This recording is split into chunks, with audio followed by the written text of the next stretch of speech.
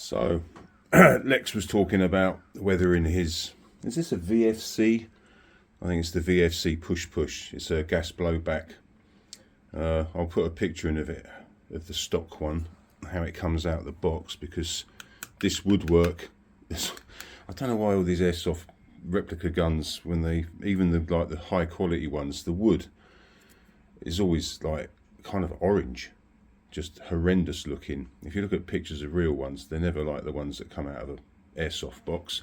Plastic, of course, is another thing. This Ingram is plastic. Making one of those look real is a job of work. Mostly graphite and black acrylic paint. So you can do it, but it ain't. It's not going to endure. I've got the rubber stuff. It's just adhesive. Cut it to shape. Rubbed it up a bit. But yeah, plastic airsoft guns are very hard to weather and make look real. You can do it, but if you actually use them in airsoft, that coating of graphite and paint, it's not going to wear very well, so you'll wear back down to the black plastic underneath.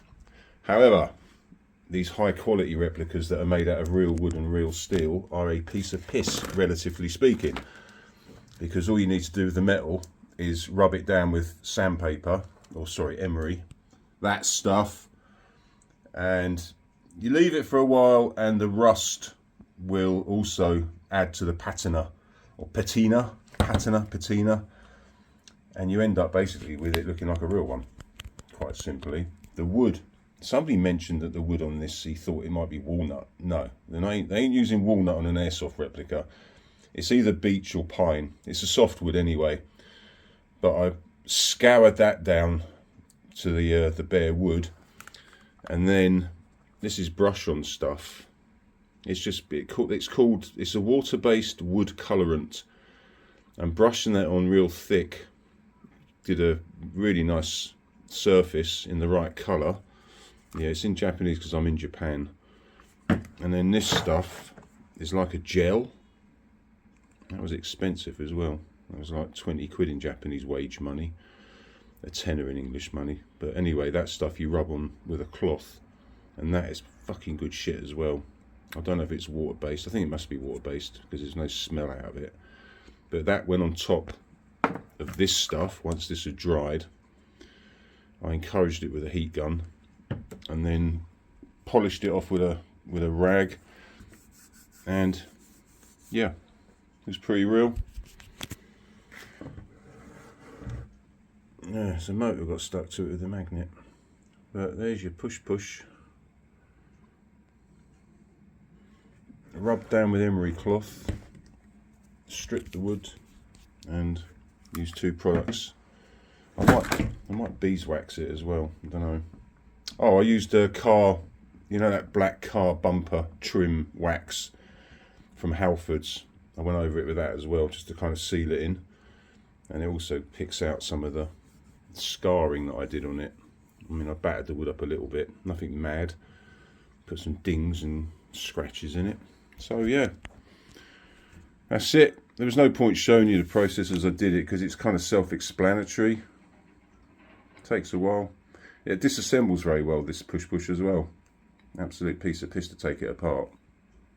There's one screw that comes through from the top there. You undo that, and then the whole trigger assembly just kind of pulls out, slides out, and the wood goes in behind this steel here, so you jiggle it out and pull it away.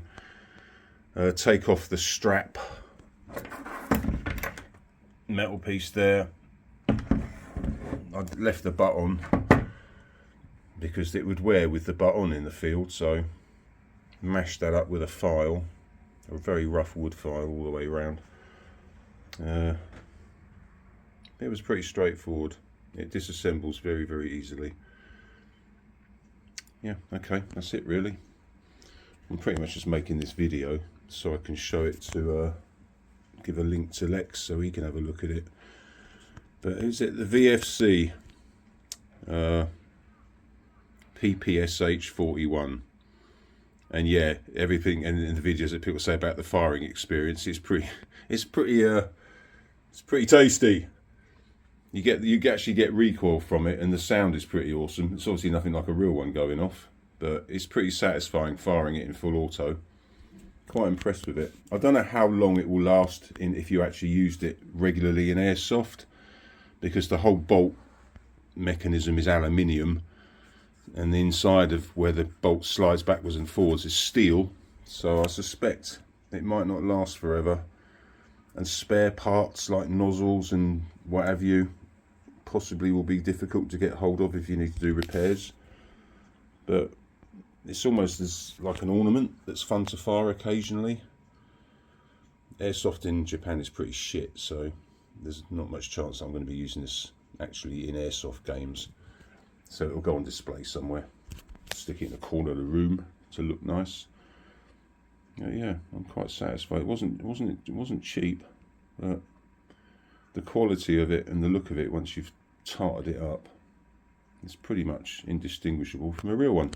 Anyway, thanks for watching and listening. I hope that interested you and entertained you, and I'll see you in the next one. Bye.